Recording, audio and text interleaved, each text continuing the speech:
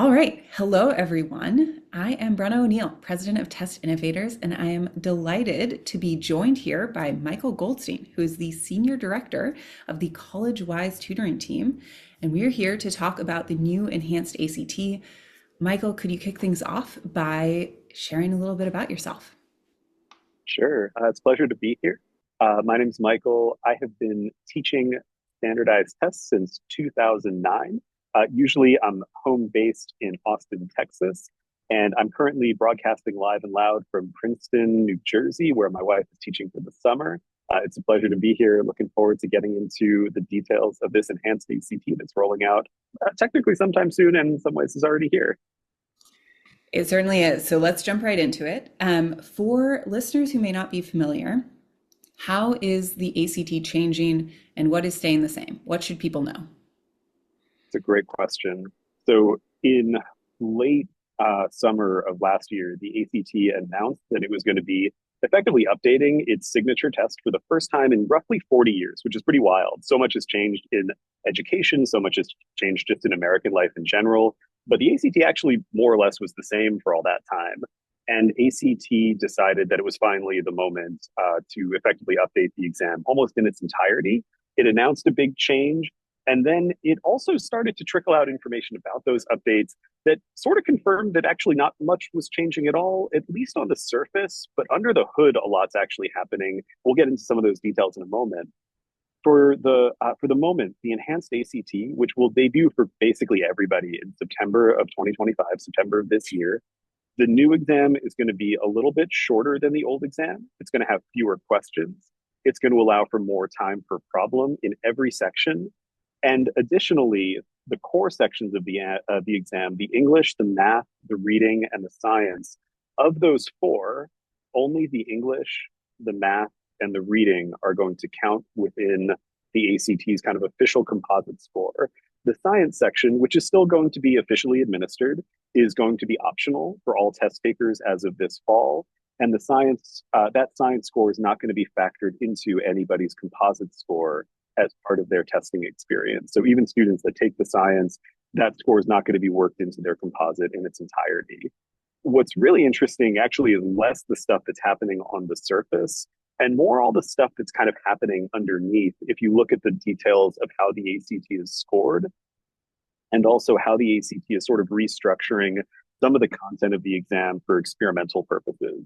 So historically, and this was true basically up until July of this year, the ACT had a fifth non-optional experimental section that was basically the ACT's way of testing new questions on the population. No one really took the experimental section seriously, though. ACT proctors would announce that it basically didn't count, that it wouldn't impact score performance. And so students would basically sit through that final fifth section and just kind of sleep through it. They would bubble in random answers if they bubbled in anything at all. ACT wouldn't get any real data from it. And then they'd basically be forced to just compile their exams from year to year based on stuff they knew did work from previous test iterations. On the new test, on the enhanced ACT, there's no experimental section, which is great, which is to say it's just the four sections of the test: English, math, reading, science. But now, within the enhanced ACT, all of those experimental questions are going to be embedded within the test itself, which is to say one of the English passages won't count, about four math questions won't count, one reading and one science passage won't count within that particular section. And that means that upwards of 25% of the section that a student is working on won't actually impact their performance, but the students don't really have any way of knowing which passage or which questions those will be, at least within reason.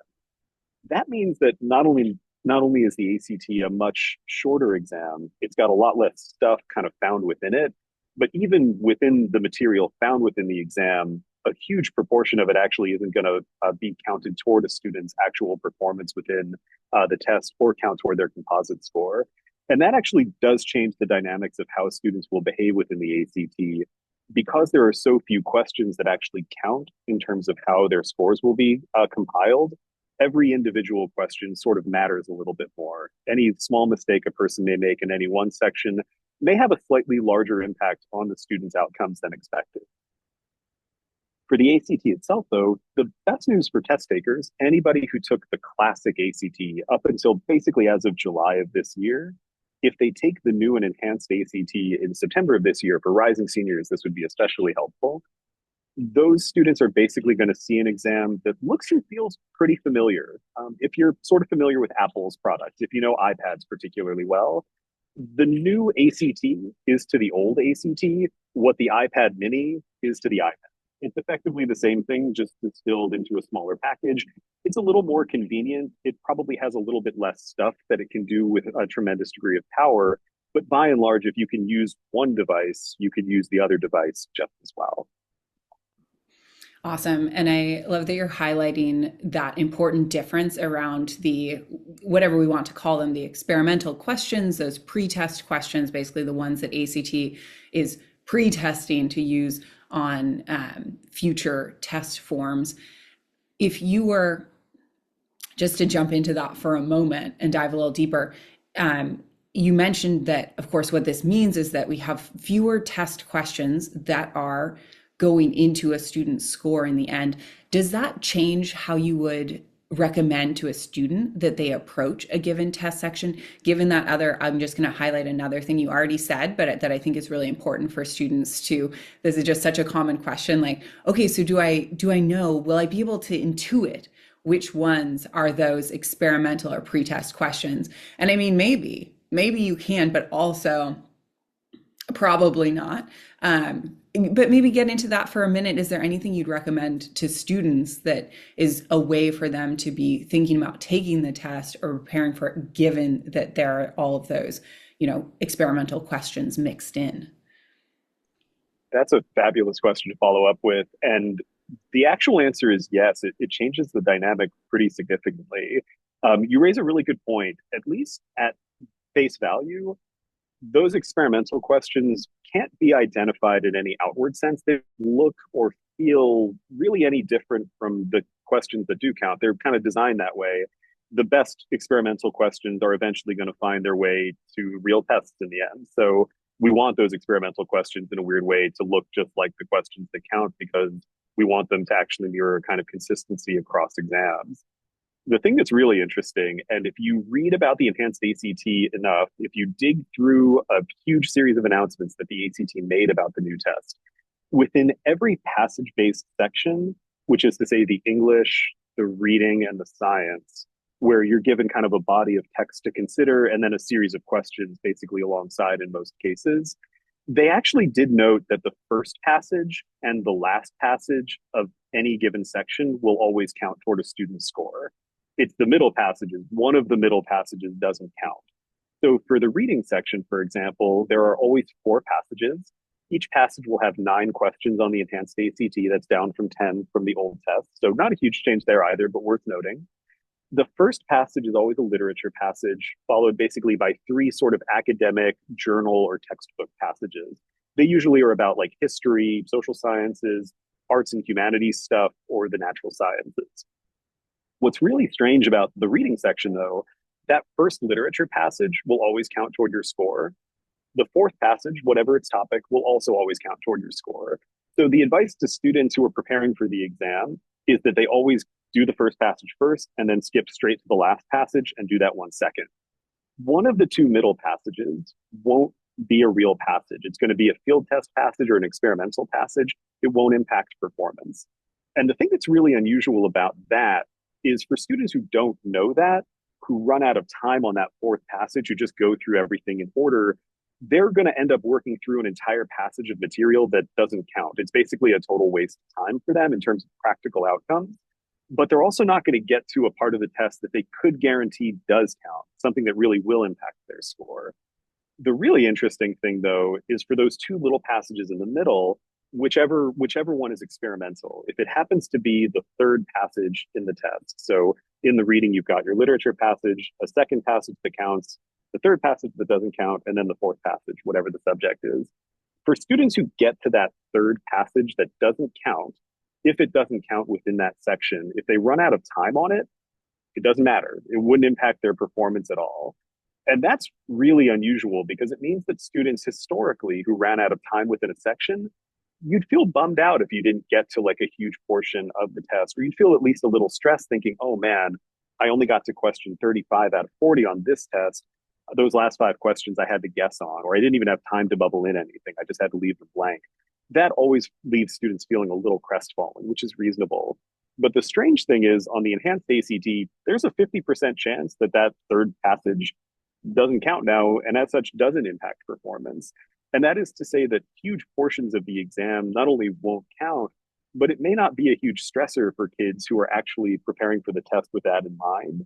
They may be able to go into that next passage with a pretty good probability that they answered every question that did count and that they answered every question that would matter for their performance in total.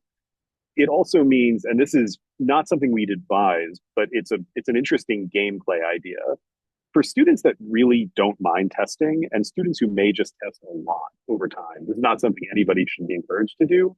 But if you were to take the ACT twice and you were to just assume that on one of those tests, the third passage doesn't count, you could buy yourself a lot of extra time by just knowing that you're going to guess on that third passage and basically not engage with it at all. In fact, all the time you would allocate to that work, you could just say, I'm just going to redistribute the three passages that I think are going to count, and that'll be that. And probably, if not on the first test, then probably by the second test, the probability would shake out in your favor.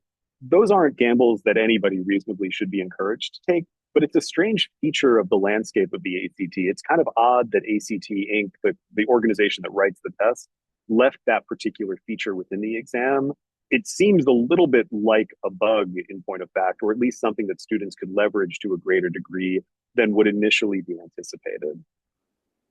That is fantastic advice and very good for students to know. It is certainly one of those things where knowing that information about where that passage might land, it definitely could give a student an edge in terms of how they're approaching the section. And it does make sense from the, test creation perspective, which is that, the first one is, well, you really want all of the students to get to that, and you don't want to not have any scoring items for a student who like really didn't get to anything.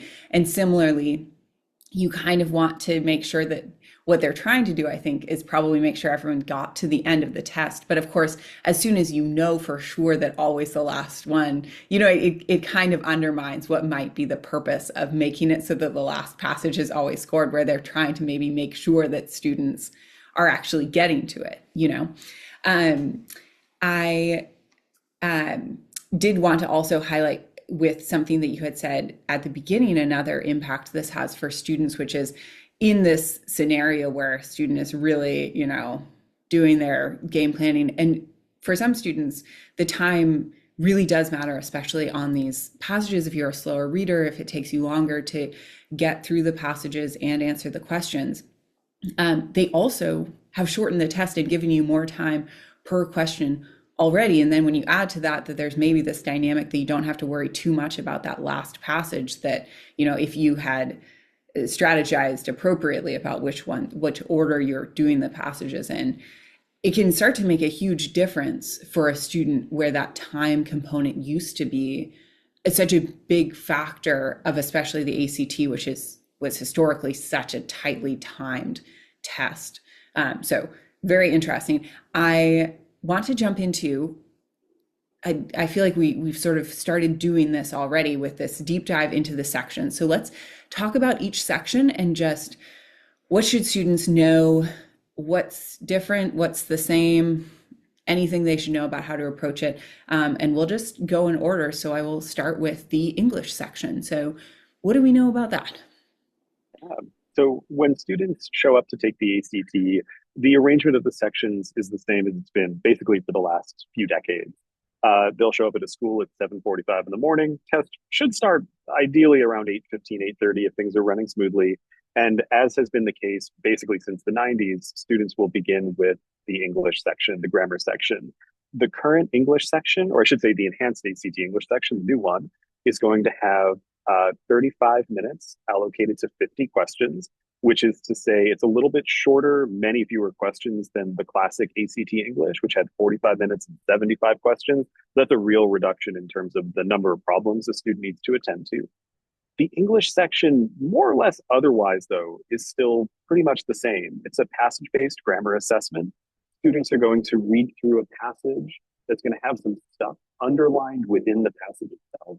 And all of those underlying components are going to have a question attached to them about whether a student may want to change that particular underlying piece or keep it as it is, basically at the no change option, which for 25% of questions actually is the correct answer.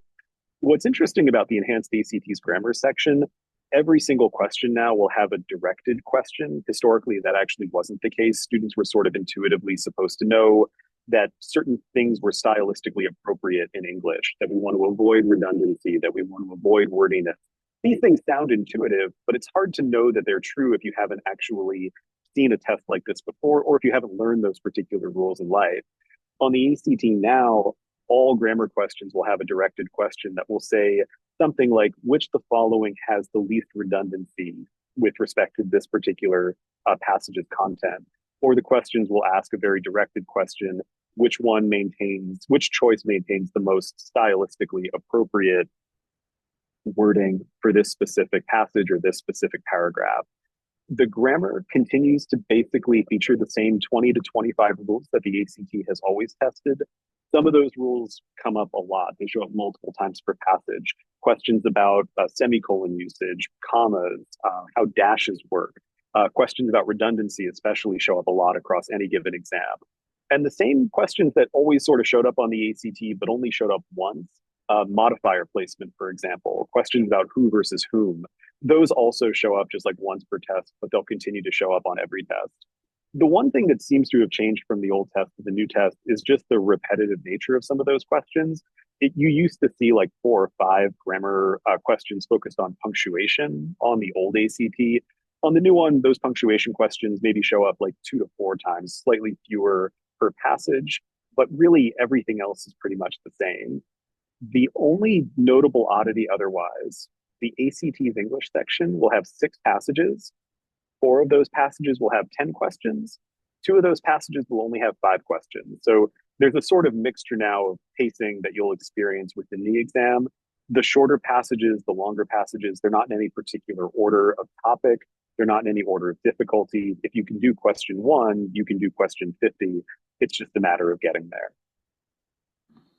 Awesome. And then I'm just going to jump right into the next one. So tell us about math.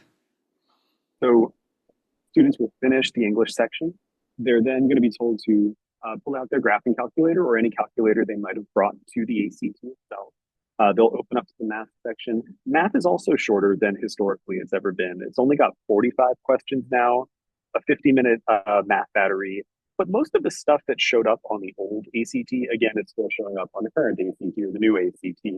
There's a kind of curious mixture of pre-algebra, algebra 1 and algebra 2, geometry, pre-calculus, and then a little bit of stats and probability really just for funsies.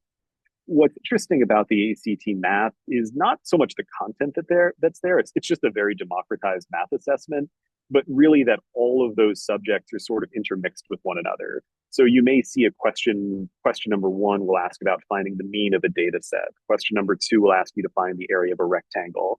And from there, it's just a kind of random seeming hodgepodge of stuff that you work through until you get to the end of the section. What's unusual, though, is that the same kind of easy concepts that may show up in question number 1 will still show up in question number 45. You may see a super hard question about means, medians, modes, ranges, and standard deviations that will show up later in the exam. And a lot of the stuff that you would do to solve the easy version of those problems, you'd still do to solve the harder problems, but they'll be a little more abstract, maybe a little bit more integrated. The math on the ACT, I think one notable change on the enhanced test, most students are reporting that the difficulty level of that 45 question battery escalates very quickly. So question number 1 is the easiest question in the test. Question number 45 is the hardest. But by question number 10, students are noticing, wow, I really have to sweat a little bit to find my answers, to find these responses. The other thing students will notice if they've taken the old test versus the new exam, the new ACT's math section only has 4 answer choices instead of 5. So a slight reduction in kind of the optionality involved within the test itself. But other than that, more or less everything is the same. There is one notable detail that we haven't mentioned up until now. There are 2 versions of the ACT that will exist. There's a digital version and a paper-based version. Students who take the digital version and the paper-based version actually see the same test. The exam is identical. It's just a matter of format or medium. But within the digital version of the ACT, there is an inbuilt scientific calculator that students can pull up if necessary or desirable. So for students historically who like forgot the calculator on test day, or maybe didn't have access to a calculator at all because they just don't have a graphing calculator at home or a scientific calculator at home, those students were always kind of out of luck on the old math section. On the digital ACT in the new format, there's actually a scientific calculator that's really powerful. They can pull up at any time and utilize to the extent that they want to.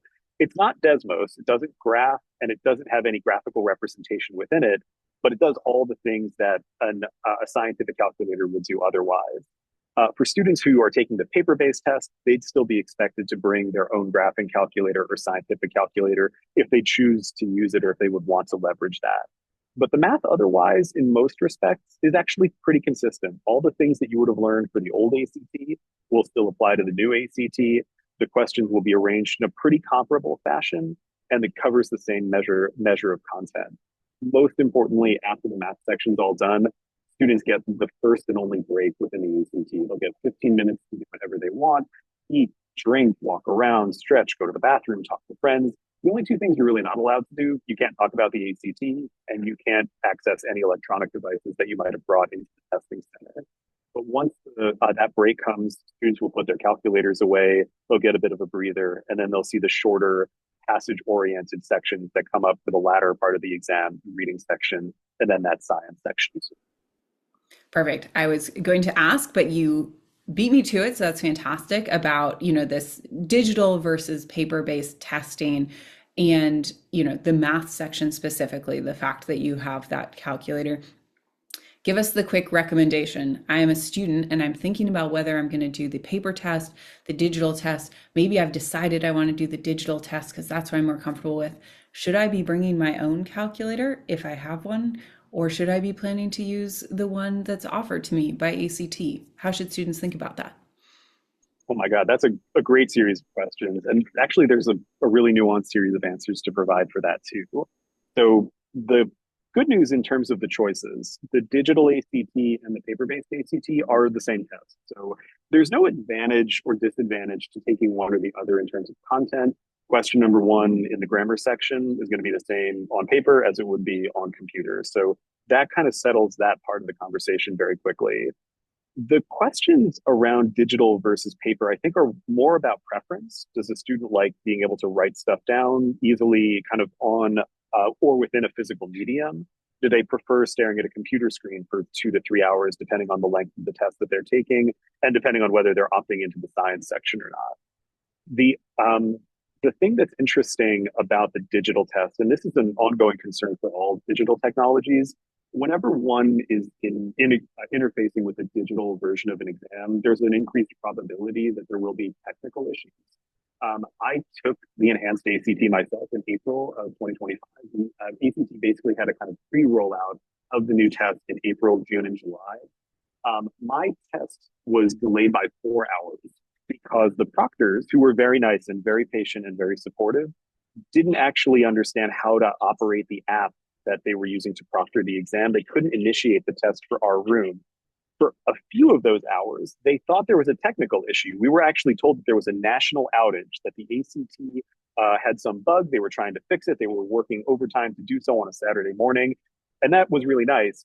But we were then told actually toward the end of it, no, no, no, no, no. The proctor was actually just in the wrong part of the app and couldn't initiate and start the exam because they weren't looking in the right place. And I don't say that to criticize the proctor. The app apparently just wasn't very intuitive. The proctor thought they were literally sitting in like the testing part of the app. And it turned out the quote unquote testing part of the app was like a kind of soft version of the app that had a practice module for the proctor to use, but not the real app for the students to leverage. The really interesting thing is, for the most part, those tech issues are relatively rare. But as a person who didn't start their ACT for 4 hours and was just kind of sitting in a classroom with a dwindling number of students who were willing to hang out and take the test, it was a little jarring. And this was like the first test that they were rolling out. So it didn't really inspire a lot of confidence at the time. Students in June and July overwhelmingly were able to take the test without any of these technical issues coming up. But there were reports from schools all over the place that some students weren't able to test, that Wi-Fi crashed, that the servers basically went down, that a test kind of paused unexpectedly and proctors had to scramble to try to get things set up again.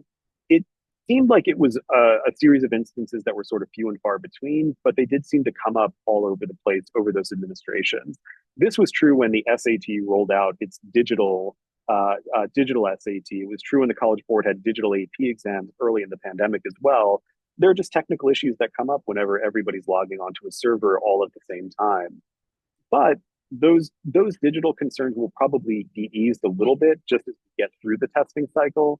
My strong advice, if you don't want to deal with any of those technical concerns, take the paper-based test. It's a more normal version of the ACT. People who have proctored the ACT in the past are going to be used to it. It's very easy to just open up a test booklet and bubble in answers as you're going. But if you happen to really like taking digital exams, if you happen to like sitting in front of a laptop or a tablet and you don't want to sit in front of a booklet with a Scantron sheet, that's pretty fair. The two advantages that the digital tests do offer, and this is going to wind down this answer, which has been very long-winded. One, the ACT actually is enabled for touchscreens. So if you're using a touchscreen Chromebook or a tablet like an iPad, for example, it's kind of nice to be able to just scroll through a passage by moving your finger or your hand up and down the screen and just selecting answers by tapping where there's an A, a B, a C, or a D. And I didn't realize that interface was going to be there when I took the test. It was something I was actually really impressed by, and it made the interface of the exam in digital form much easier to kind of deal with and to navigate. The second thing, and this is a real advantage for test takers who finish material really quickly, and a real advantage for students who maybe have extended time but don't need all the time that they're afforded on any given section. On the digital test, proctors have the ability to allow students to move forward before time is called on that section. So if I finish my English section in 30 minutes rather than 35 minutes, I've checked all my answers, I've stretched, I feel good to go for the math, I can raise my hand and just signal to the proctor that I'm ready to go, and they can actually move me forward before time is called on that section anyway. And the reason that that's helpful to note is for students who don't want to sit for a 3-hour exam because they're able to finish effectively in 2 hours and 40 minutes, we'll say in aggregate, they don't necessarily have to just sit there waiting around for the clock to wind down. It's still worth it for those students to go back within a section, check their work, make sure that they did everything correctly. Once you move forward, you can't go back anyway. But if you don't want to wait around for 5 unnecessary minutes and you want to finish your day a little bit faster, the digital ACT actually allows you to do that. The functionality is really simple to use. Proctors will announce that you can actually move forward pretty quickly doing so as part of the administration of the exam. So that might be the one advantage that digital testing actually does bring to the table. That is great. And I think lots of important and super useful things for students to think about there. I will note one other thing, which you touched on, that I think can be an advantage sometimes for students in the digital format, which is actually if we come back to what you said about passage order, the order of taking the passages given where we think that, that experimental passage might lie. It is the classic, but I do just like to highlight it for students, the classic bubble sheet question of making sure that you're bubbling the right. I know it's a small thing. One hopes that it's always going to go right. But if that's any risk to a student, if that's something, just think about that in your calculations as a student I always recommend, if you're doing that, and especially if you're potentially jumping around, which as you hear, we might recommend that you do jump around in terms of the order. Remembering to be really careful about the bubble sheet, which you don't have to do to the same extent if you are just clicking on something on your screen. And so it's literally what you're looking at. You don't have to remember that you just skipped, 20 questions or something, and now you're in a different place. Okay, I'm going to jump we took a little side turn into thinking about that digital test versus paper test. Let's get to the next section we haven't talked about in detail, which is the reading section. Tell us about that. Totally. So the reading section, it's actually great to have sort of thought about digital versus paper-based testing, because I think the reading section is the one section or one of the two sections where this really does matter. The reading section on the enhanced ACT is basically almost the same as the ACT from the classic version of the exam. It's still got 4 passages. The first passage is still the literature passage. The next 3, again, are in those particular subject areas social science or history, humanities or the arts, and then natural sciences usually comes last, at least in the classic versions of the exam. The ordering is probably going to be a little bit scrambled on the enhanced ACT, but at least the literature will always come first. Each passage will have 9 questions. They're not in any particular order, although the first question is usually a kind of big main idea question. And then the remaining questions are more specific detail questions. Why does the author mention a specific detail in these particular lines? What is the function of the author mentioning this specific idea in this particular place? And students basically have to go back through the passage and then kind of find that information, identify why the author might have presented that detail, and then move on to the next thing. On the paper-based test, and you can kind of imagine this classically, you can kind of mark up the passage, you can underline, annotate, circle, box, star, anything you want. It's really easy to kind of strike through answers or use process of elimination just to get rid of answer choice A if you know that one's wrong, and move toward answer choice B if that one potentially is right. On the digital test, the way that the exam is set up, the passage will be on the left side of the screen. There will just be one question on the right, and you'll just respond to that question, and then the next question will populate. A really nice, kind of cool feature of the enhanced ACT, if the question, I should say, does direct a student to a specific part of the passage, the enhanced ACT will just auto scroll to that part of the text, and it will actually go there automatically for them. It's kind of convenient, and it allows students not to have to like scroll unnecessarily through potentially like 70 or 80 lines of text.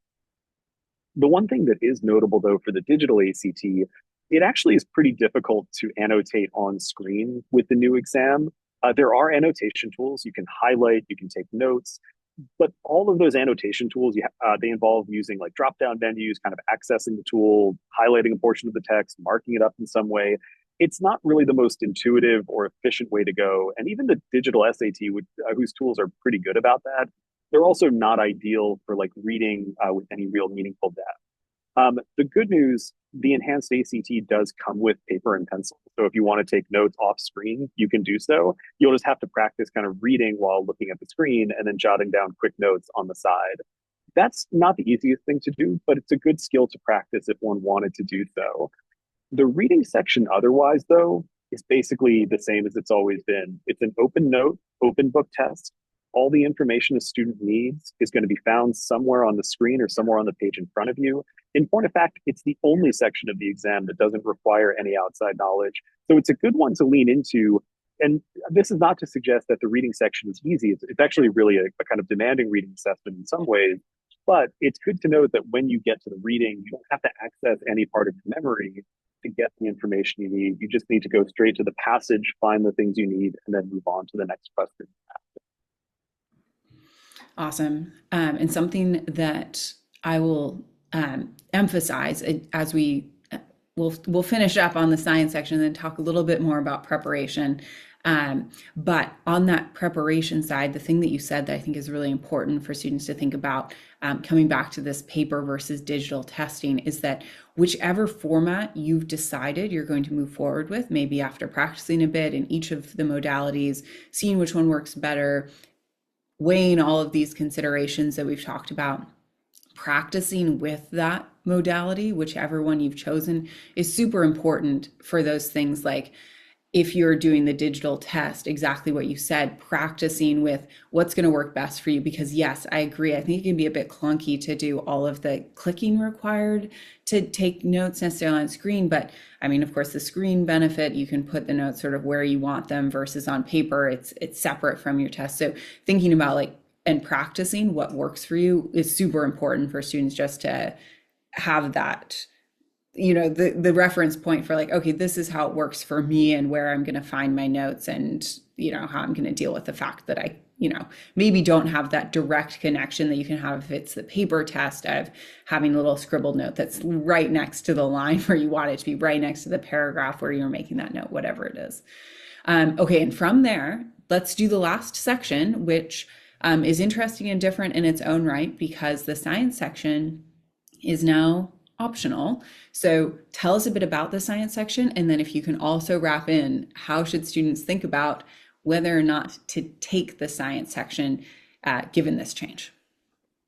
Oh man, great pair of questions. So the ACT science section is going to be a 40 question 40-minute science battery. So same number of questions that it's always been, just an extra 5 minutes basically from classic version to the new version.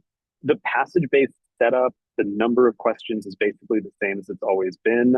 There are 7 passages in that instead of 6. So that's a slight change, you could say, or it's a real return to how the ACT actually was in 2015 and prior. So in a really strange way, the new ACT science is actually an old ACT science. And in point of fact, it hasn't actually really changed that much in almost any way at all. The things that are notable about the science, it is a science test, or maybe more accurately, a science literacy exam. Students are expected or required to read through a passage about an experiment or a data representation about a scientific phenomenon, and then answer 5 or 6 questions about that scientific phenomenon. On average, under standard time, students would have about 6 minutes per passage, basically to read through some stuff about a science experiment or, again, a data representation about a scientific phenomenon, and then answer those 5 or 6 questions as well. Usually anywhere from 0 to like 6 of the questions within the science section will test some outside knowledge. So on occasion, you'll see a passage about like tomato growth in certain solutions or in certain environments. And then there will be like a random question about the photosynthesis equation, but there's no mention of photosynthesis in the passage at all. Those are questions that are designed, I think, to test the students' kind of a general knowledge of science, certainly. But it seems like they're also embedded into the ACT in order to make sure that students are actually reading the passage itself, and also to make sure that students know not just what's on the page in front of them or on the screen in front of them, but also what's not there at all. That was a feature of the old ACT as well. That's not new or different. It's just good to know about the way that the exam is going to be rolled out. The really interesting thing for students who are test takers now is after they finish the reading section and get into the science, the part of the test that's going to impact their composite score is already done. It's just English, math, and reading at that point. And then the science section is just kind of this awkward fourth wheel of the test now. And you have to pay a small fee to take the science section. It's like an extra $4 per test for the moment. It may be higher in the future. It may be gone in the future as well. But what seems to be the case, and this was true from the ACT's announcement even last summer, is that ACT is allowing universities to basically self-determine if they care about the science section. And so almost everybody is now just waiting for announcements from any individual university to basically clarify whether that university's admissions officers want the science scores or don't want them, and if they'll be considered in any way at all. What's really strange, most universities that have test requirements, and we're thinking of universities like UT Austin, the University of Georgia, Harvard, for example, that just reinstated test requirements this past year, those universities have basically almost uniformly said, the science doesn't matter to us. It's optional. It's not necessarily recommended. Do it if you want. And you can take that advice at face value or take it as you will. Our advice, just for practical purposes, take the ACT with the science at least once, just to get those scores under your belt and kind of see how it goes.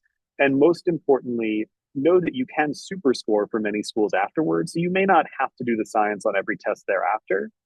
The real reason to take the science is more as a move of caution. Most universities haven't actually stated very clearly whether they want the ACT science or not. And as a function of that, they may actually have policies or admissions requirements that are going to evolve or change over the course of the next year. And you just want to make sure that you take the ACT in the most ideal fashion. For the ACT itself, the science is still the fourth section of the test, so it won't impact performance from the first 3 sections, which is great. For students that don't need the science scores for the schools that they apply to, they may report that data, but admissions officers probably won't care about it. They won't look at it too much. There was, and this is kind of an odd parallel, but if somebody took the SAT between the years of, I think it was 2007 to 2015, the old SAT was on a 2,400 point scale and used to have a distinct reading, math, and writing or English score. And the writing section of the old SAT was basically not considered by a lot of public state universities. UT Austin, for example, never cared about the SAT writing section score. They only cared about the reading and the math. And so UT Austin admissions readers would basically receive SAT scores on a 2,400 point scale. They'd only consider 1,600 of those points, the reading and the math. The writing, they would just basically ignore.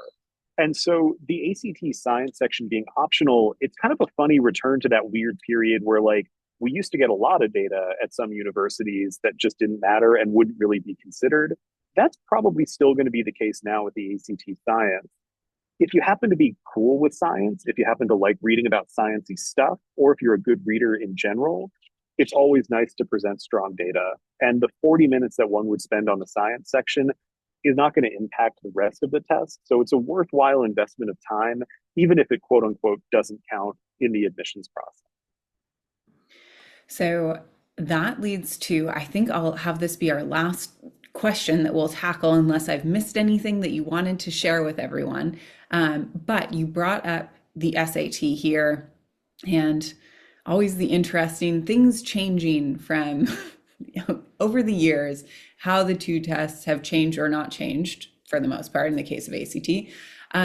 There have been. Now the ACT is different. We had this recent shift where the SAT became the digital SAT, became adaptive test. How should students think about deciding which test is the better fit for them? Has that changed, given that the two tests are now different? That's a great question. It's probably the question to end all questions in some respects. But the classic advice to take a practice SAT, take a practice ACT, see how both shake out, and then basically make a data informed decision from there still applies here. And the reason that that's helpful to consider is that students do have a choice as to which test they pursue.